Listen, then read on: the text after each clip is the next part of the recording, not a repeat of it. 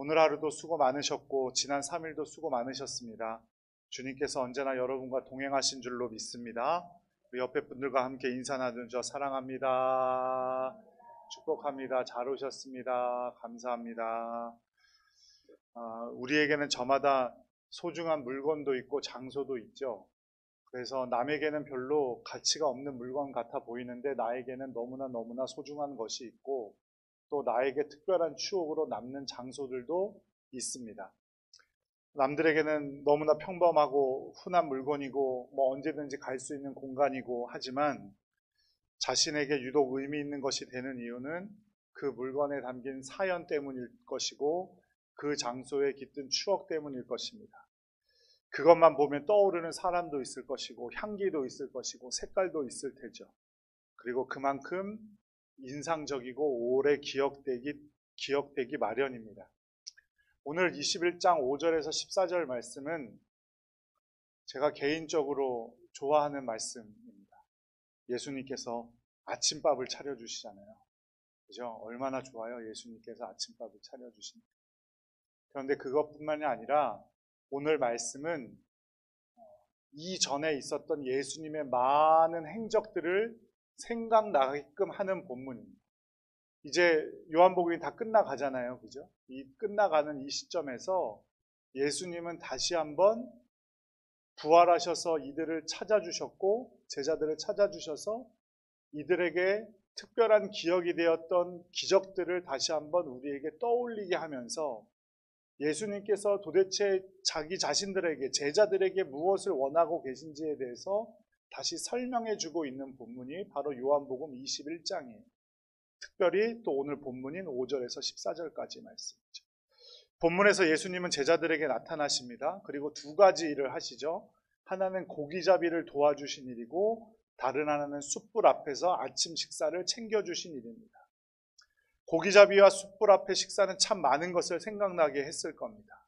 예수님과 함께 보냈던 시절들, 예수님과 함께한 식사들, 예수님이 베푸신 기적들, 예수님이 하셨던 말씀들, 그것을 통하여 예수님이 승천하신 후에도 제자들이 어떻게 살아가야 할지를 알려주는 본문이 바로 오늘의 본문이라는 말입니다.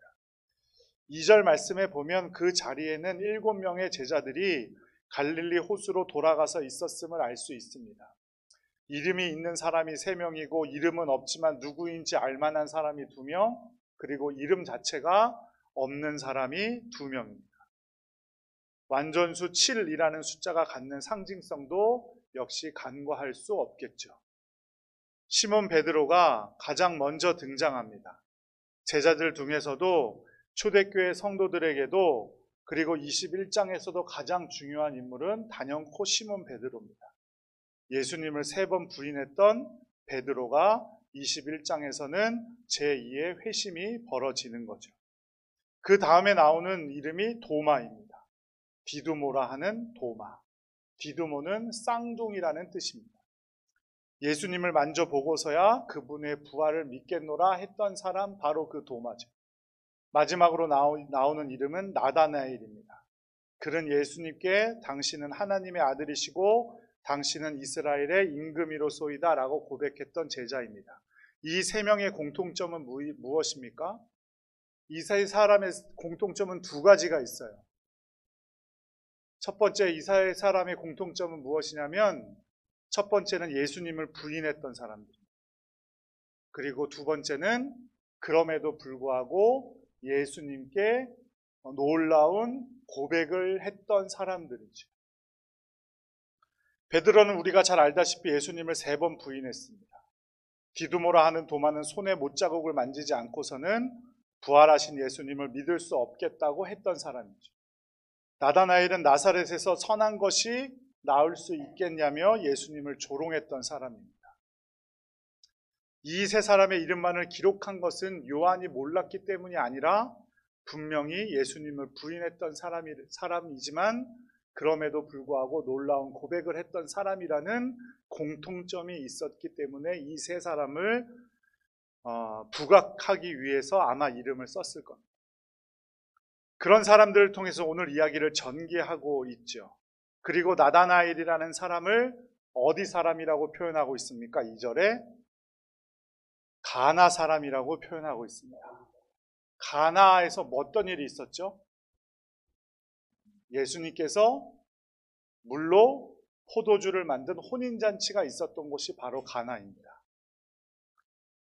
바로 예수님의 첫 번째 표적인 가나의 혼인잔치의 표적을 우리는 여기서 떠올릴 수 있습니다. 포도주가 떨어진 상황과 오늘 상황인 물고기를 한 마리도 잡지 못한 상황. 하지만 예수님께서 개입해 주셔서 물이 포도주가 되게 하시고 물고기 153마리를 잡은, 그것도 큰 물고기로 잡은 마지막 기적은 요한복음의 처음과 끝을 감싸고 있다고 보시면 될 겁니다. 이 세 사람은 예수님에 대해서 의미 있는 고백을 했던 사람이지만 모두 의심과 불신에 사로잡혔던 이유로 예수님을 부인했던 사람이라는 것도 동일한 이유죠. 세베대의 아들들 2명이 아들들이 있었다고 기록하고 있습니다. 세베대의 아들은 이름이 무엇입니까? 오늘 본문에서는 볼 수 없지만 야고보와 요한입니다. 바로 요한복음을 기록하고 있는 그 요한이죠.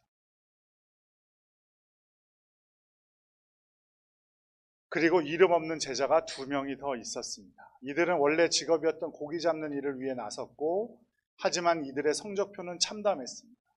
그날 밤에 아무것도 잡지 못했어요. 허탕을 쳤죠. 고기잡이로 하루하루를 먹고 살아가는 사람들이 아무것도 잡지 못했다는 것은 오늘 하루도 먹을 것이 없다는 소리입니다. 이것은 마치 예수님 없는 세상은 아무것도 없는 것과 마찬가지라고 말하는 것과 같습니다. 부활하신 예수님을 그렇게 말했음에도 불구하고, 말씀하셨음에도 불구하고 그것을 잊고 돌아와 다시 이전의 삶으로 돌아갔던 이들의 인생에 주님께서 개입하시지 않으면 아무것도 아니라는 거죠. 제자들이라 할지라도 부활의 참 의미를 깨닫지 못한다면 모든 인생은 아무것도 잡지 못한 인생이 된다는 뜻입니다. 이것은 우리도 마찬가지입니다. 예수님은 이미 요한복음 15장 5절 말씀을 통해서 나를 떠나서는 너희가 아무것도 할 수 없다고 우리에게 말씀하셨습니다. 밤, 특히 새벽은 고기잡이의 가장 좋은 때죠. 가장 좋은 때에 유능한 고기잡이 전문가들이 동원되었지만 결과는 빈 그물이었습니다. 어쩌면 제자들은 적어도 고기잡이만큼은 예수님이 없어도 자기들이 잘하고 살아갈 수 있을 거라고 생각했을지도 모르죠. 예수님은 목수시니까 자신들이 더 낫다고 생각했을 수도 있습니다. 그러나 우리는 내 전문 영역을 비롯하여 삶의 모든 영역에서 예수님을 떠나서는 아무것도 할 수 없다는 사실을 인정해야만 합니다. 하지만 제자들은 이 사실을 몰랐고 자신들의 텅 빈 그물을 보면서도 왜 이렇지라고만 생각하고 있었을 겁니다. 자신이 가장 자신 있는 데서 스스로의 힘으로 아무것도 이루지 못한 그때가 능하신 하나님을 경험하는 최적의 기회가 된다는 사실을 여러분들 꼭 기억하시기 바랍니다. 그 순간이 바로 우리가 바울의 고백을 잊지 말아야 할 때임을, 고백해야 할 때임을 잊지 마시기 바랍니다. 우리 성경을 한번 찾아보겠는데요. 고린도전서 1장 25절 말씀 찾아보겠습니다.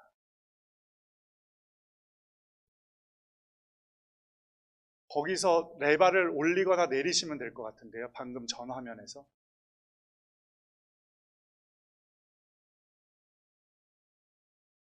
고린도전서 1장 25절 함께 읽겠습니다. 하나님의 어리석음이 사람보다 지혜롭고 하나님의 약하심이 사람보다 강하니라. 아멘.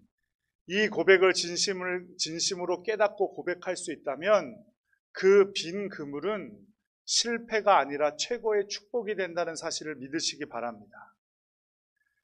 빈 그물은 아마도 마리아가 경험한 빈 무덤을 떠올리게 할 수도 있을 겁니다. 그 충격과 슬픔이 마리아에게 부활의 예수님을 만나는 기회가 되었던 것처럼 빈 그물이 제자들이 예수님을 만나는 계기가 되었습니다. 날은 점점 밝아왔고 이제 그물을 정리할 때가 왔습니다. 그때 한 사람이 바닷가에 서 있었는데 오늘 말씀에 보니까 떨어진 곳이 50칸 정도 떨어져 있다 그랬어요. 50칸은 약 어느 정도를 말하고 있는 거냐면 100m 정도를 말하고 있는 거예요. 어스름하게 사람의 형체는 보이지만 누군지 알 수 있을까요? 없을까요? 없겠죠. 100m 떨어진 곳에 사람이 누구인지 새벽녘에 알 수 없겠죠. 너무 멀어서인지 어둠 때문인지 이들은 예수님을 알아보지 못했어요. 그 낯선 사람이 물었습니다. 얘들아, 너희에게 고기가 있느냐? 유대인들은 자신도 알고 있는데 질문을 합니다. 그건 어떤 의미일까요? 없다는 것을 확신하고 있다 이 말이에요. 예수님은 제자들에게 묻지 않았어도 고기가 없다는 사실을 이미 잘 알고 계셨어요. 그런데 물으신 겁니다. 너희가 고기를 하나도 못 잡았지? 이런 뜻이에요. 아니나 다를까 제자들은 없다고 대답했습니다. 대답하면서도 이상하고 화가 났을 거예요. 왜요?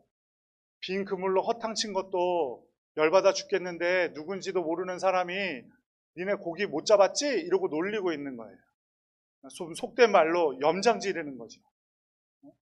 하지만 그들은 여전히 자신들의 형편을 꿰뚫어 보고 있는 그 낯선 사람이 예수님이라는 사실을 알아보지 못하고 있었어요. 마치 자녀를 부르는 말인 얘들아 라는 말을 사용하셨음에도 불구하고 이들은 예수님을 알아보지 못했어요. 하지만 예수님 이들 나무라지 않았죠. 하지만 단 한 가지 명령을 하십니다. 배 오른편에 그물을 던지라. 그리고 한 가지 약속을 하시죠. 그리하면 잡으리라. 제자들은 그물을 정리하고 돌아오던 길이었고 그 100m 정도, 그 호숫가에서 100m 정도 떨어진 깊이에서는 그물을 던져도 고기를 잡을 수 없다는 사실을 제자들은 분명히 알고 있었습니다. 하지만 이들은 그물을 던졌습니다. 예수님을 알아보았기 때문이 아니라 자신들이 고기를 한 마리도 잡지 못했다는 것을 이 사람이 알고 있었기 때문이겠죠. 그들은 그의 말을 들었고 물고기가 많아서 들 수 없을 정도로 많은 고기를 잡게 되었습니다. 그것도 큰 물고기들로만 잡혔다고 기록하고 있어요. 11절 말씀에 그렇게 기록되고 있죠. 그리고 그 물고기 수가 몇 마리다? 153마리. 큰 물고기들로만 153마리. 모든 것이 기적이었습니다. 또 한 가지 기적은 무엇일까요? 그물이 찢어지지 않았다는 것. 고기가 잡히지 않는 시간에, 고기를 잡을 수 없는 수심에, 그럼에도 불구하고 많은 물고기가 잡혔고 그렇게 큰 물고기로만 153마리를 잡았는데도 그물은 끊어지지 않았습니다. 우리의 인생도 마찬가지입니다. 내가 얼마나 전문적인 기술을 갖고 있는가, 내가 얼마나 유능한 사람인가, 내가 얼마나 젊고 건강한가, 내가 얼마나 돈이 많은가, 이런 것들에 나의 순종이 달려있는 게 아닙니다. 어떠한 순간 속에서도 나에게 순종하라는 말씀이 전해진다면 순종해야만 하는 것입니다. 왜냐하면 순종함으로 역사를 이루시는 분은 누구예요? 예수님이시기 때문에. 내 능력으로 기적을 이루는 게 아니에요. 예수님의 능력으로 하는 거죠. 내가 순종해야 할 일 앞에 순종하지 못하고 있다는 것은 죄송하지만 아직도 예수님을 제대로 알아보지 못하고 있는 것과 같은 겁니다. 예수님 없이는 이런 기술과 재능이 있어도 소용이 없는 거죠. 예수님의 능력은 종교적인 것에만 발휘되는 것이 아니에요. 교회 안에서만 예수님의 능력이 나타나는 것이 아닙니다. 우리 자녀의 학업이나 사업이나 이 세상의 정치나 복잡한 국제사회 외교 관계도 모두 다 하나님이 주관하신다고 믿어야만 합니다. 예수님은 제자들에게 많은 고기를 주려고 기적을 일으키신 것이 아니에요. 제자들에게 자신이 누구인지를 알려주시고 누구인지 알았다면 순종하게끔 하시려고 이 기적들을 보여주고 있는 것입니다. 주님께서 오늘 우리에게 주시는 것이 빈 것이든 풍성한 것이든 실패든 성공이든 그것은 예수님 자신을 알게 하시려는 주님의 손길이고 주님의 섭리임을 믿으시기 바랍니다. 예수님은 우리의 인생의 처음부터 끝까지 살아야 할 이유와 목표이며 우리의 모든 것이 되어주시는 분이에요. 모든 삶에 문을 여는 열쇠가 되시는 분입니다. 예수님께서 153마리나 되는 큰 물고기를 우리에게 주신 것은 우리 기뻐하라고 우리 좋으라고 주신 게 아니에요. 배불리 먹으라고 주신 표적도 아닙니다. 그런 것들은 모두 다 부수적인 것이고 부활의 예수님을 제대로 알고 제대로 믿으라는 것. 물고기가 우리에게 축복이 아니라 부활의 주님을 깨닫고 고백할 수 있음이 우리의 축복이라는 것을 꼭 기억하시기 바랍니다. 물고기를 넘치도록 잡은 이후에야 주님께서 사랑하시는 제자가 예수님을 알아봅니다. 요한복음에 주님께서 사랑하시는 제자라고 표현된 사람은 누구일까요? 누구예요? 제가 답을 알려드렸어요. 요한복음 안에 나오는 주님께서 사랑하시는 제자라고 표현된 사람은 누구입니까? 요한이에요. 요한. 자기 자신을 그렇게 표현한 거예요. 그는 세베대의 아들이었죠. 요한이 베드로에게 주님이라고 알아보고 베드로에게 알려줍니다. 그랬더니 베드로가 어떻게 해요? 즉각 반응을 보이죠. 바다로 뛰어듭니다. 무덤이 비었다는 소식을 듣고 즉시 무덤으로 달려갔던 베드로 그 모습 그대로죠. 베드로는 더디 깨닫는 사람이었지만 즉각 반응하는 사람이었어요. 베드로는 물속에 뛰어듭니다. 뛰어들기 전에 벗은 몸에 겉옷을 둘렀다 그랬어요. 이 표현은 아마도 띠로 허리를 동였다는 표현일 겁니다. 베드로는 갈릴리에서 만나자는 약속을 지키신 예수님을 향해 헤엄을 쳤겠죠. 그 와중에도 다른 제자들은 예수님을 알아보지 못하고 작은 배로 물고기가 걸린 그물을 끌고 옵니다. 베드로는 깨달았고 즉각 순종한 반면 나머지 제자들은 그렇게 하지 못했죠. 하지만 예수님은 물고기에만 매달려 있던 제자들을 나무라지 않으셨습니다. 그들이 무트로 올라왔을 때 한 장면 때문에 놀라게 되었을 겁니다. 21장 9절 말씀 함께 읽겠습니다. 육지에 올라보니 숯불이 있는데 그 위에 생선이 놓였고 떡도 있더라. 그들이 한 번도 경험해보지 못한 아침 식사였습니다. 빈 그물에 아무것도 없었던 그들에게 아침 식사가 준비되어 있었고 거기에 더해 예수님께서 직접 잡은 생선을 가지고 와 보라고 하시죠. 그리고 그때 시몬 베드로가 물고기를 끌어올려 그 물고기가 153마리였음을 확인하게 됩니다. 많이 주셨다는 뜻입니다. 153마리든 154마리든 160마리든 그게 중요한 게 아니에요. 중요한 건 넘치도록 주셨다는 거고 그물이 찢어질 정도로 주셨다는 거예요. 원래대로라면 그물이 찢어질 정도였다 이 표현인 겁니다. 그런데도 그물이 찢어지지 않았고 그물이 찢어지지 않았다는 것은 그물이 그만큼 튼튼했다는 소리가 아니라 그 물고기를 허락하신 분, 당연히 찢어져야 하는 그물이 찢어지지 않게 하신 분이 누구라는 뜻이에요? 우리 주님 예수님이라는 뜻이에요. 그리고 예수님은 자신을 알아본 베드로나 알아보지 못한 남은 제자들까지 전부를 아침 식사의 자리에 초대해 주십니다. 이것이 부활하신 예수 그리스도가 베풀어 주신 기적입니다. 오늘도 우리는 하나님의 말씀에 순종할 때 하나님이 행하시는 크고 작은 기적들을 경험하게 될 줄로 믿습니다. 우리의 일상 자체가 부활하신 주님의 작품이고 섭리임을, 그분의 은혜의 결과임을 분명히 깨달아야 할 것입니다. 주님은 자신을 찾는 사람을 내치지 않으십니다. 능력이 많은 사람도 적은 사람도 예수님을 알아본 사람도 알아보지 못한 사람도 주님 앞에 찾아오는 모두에게 주님의 양식을 베풀어 주시는 분입니다. 예수님의 소원은 단 한 가지였을 겁니다. 부활하신 예수님을 바로 깨닫고 고백함으로 당신의 백성들이 이 땅 안에서 주님께 순종하며 사명 감당하고 능력 가운데 살아가기를 원하셨던 것이죠. 그래서 14절에 기록되어 있듯이 몇 번째 찾아주신 거라고요? 3번째 찾아주셨던 겁니다. 우리가 부활하신 주님을 현재적으로 만나고 경험하고 동행하며 살아가는 것, 주님의 말씀에 순종하는 것, 그 가운데 주님의 은혜와 사랑을 베풀어 주시는 것, 그것이 바로 예수님께서 우리에게 원하시는 나와 예수님과의 관계입니다. 그리고 우리는 이 크고 놀라운 주님의 은혜와 사랑을 기념하기 위해서 성찬식을 거행하죠. 성찬식의 의미가 여기 오롯이 담겨져 있습니다.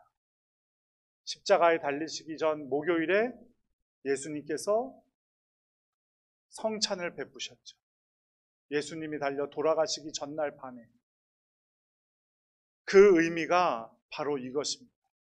부활하신 주님을 기억하고, 나를 위해 십자가를 주신 주님을 기억하고, 그 주님과 떨어지지 않으려고 동행하려고 애쓰고 그분의 말씀에 순종할 때 주님께서 넘치도록 부어주시는 자신의 몸과 피, 즉 은혜와 사랑을 경험하고 살아가기를 원하시는 거예요. 그리고 함께 떡을 떼고 잔을 마시면서 우리 성도들이 교제하고 주님의 사랑과 은혜를 체험하고 예수님처럼 자신을 내어주어서 누군가를 살리는 일에 함께 동참할 것을 결단케 하시는 겁니다. 그러니까 예수님께서 제자들에게 3번씩이나 나타나셔 하신 말씀이 바로 그 성찬식에 담겨져 있는 것이고, 우리에게 부활하신 주님의 사랑과 은혜를 알려주시기 위함임을 꼭 기억하시기 바랍니다. 그러니 여러분, 성찬식에 참여하는 것을 놀라운 영광으로 생각하셔야 돼요. 그저 월삭 기도에 오니까 성찬식 주고 고난주일에 한번 하고 또 10월 달에 세계 성찬주일에 한번 하고, 그게 아니에요. 주님께서 그 주님의 은혜와 사랑을 체험할 수 없는 나에게 주시는 놀라운 은혜의 수단이에요. 그러므로 여러분들 성찬식 최선을 다해 참석할 수 있도록 노력하셔야 합니다. 어느 순간에 베풀어지는 그 성찬식에 참여하기 위해서 노력하셔야 되고요. 그 은혜와 사랑을 누리기를 기뻐하셔야 됩니다. 그것을 통해 우리에게 새로운 하나님 나라의 백성으로서의 사명도 주시죠. 주님께서 오늘도 우리를 찾아와 물으십니다. 우리의 현실을 직면하게 하세요. 우리의 삶이 혹시 예수님이 없어서 빈 그물 같은 인생들은 아닌지. 하지만 그런 자에게도 예수님께서 찾아주셔서 명령하시고, 그 명령에 순종할 때 부활의 주님을 만나게 하시고, 그 능력을 체험케 하시고, 주님의 놀라운 사랑과 은혜도 베풀어 주시는 줄로 믿으시기 바랍니다. 부활하신 주님을 오늘도 순종과 섬김의 자리에서 만나는 여러분들 되시기를 간절히 축복하고요. 주님의 놀라운 은혜와 사랑을 누릴 수 있는 여러분들 되시기를 간절히 바랍니다. 그 은혜와 사랑은 나 혼자에서 머물러서 되는 것이 아니고, 우리 이 자리에 함께 있는 성도들, 또 우리 함께 예배드리는 성도들과 하나가 되어 함께 누리는 것이고요. 함께 주님께서 베풀어 주실 그 잔치자리에 참여하는 것임을 꼭 기억하시기 바랍니다. 식구가 뭐예요? 식구. 같이 밥 먹는 사이를 식구라고 하는 거예요. 우리 맨날 같이 밥 먹잖아요, 주일마다. 우리 솔직히 멀리 있는 피부치들보다도 더 자주 밥 먹는 사이잖아요. 그 은혜와 사랑을 함께 누리는 우리 모두가 되기를 간절히 축복합니다. 기도하겠습니다.